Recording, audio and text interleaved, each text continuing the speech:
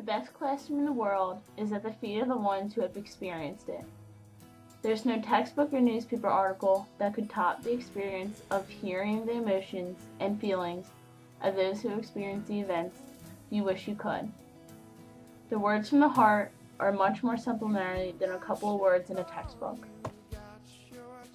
We hear about events like the JFK assassination, and we understand the basic facts. We see pictures of children decades ago, but we know nothing about the expectations and standards of their time. Could they live the dreams they had, or did the cute girls playing jump rope in schoolyard have to grow up to be the housewife? What we gain from people is the emotions in the air and the feelings we couldn't read out of a book.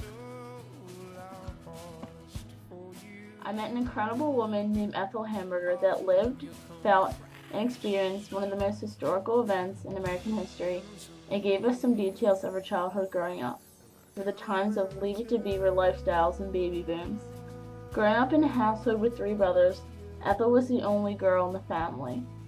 She lived a typical lifestyle, playing dog and double dutch. She grew up in a time period where she walked to the same school for 13 years, there, back, and home for lunch.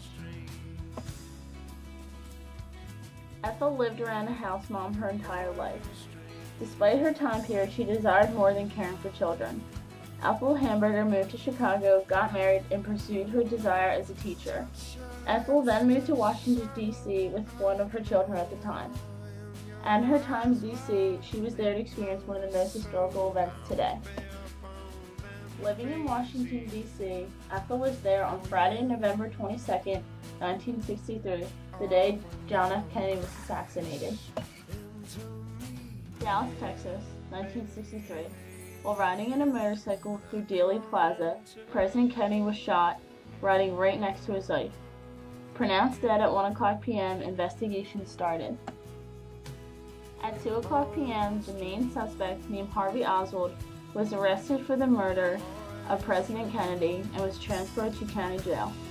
Oswald was shot on the way, and to this day, we don't really know who actually killed JFK.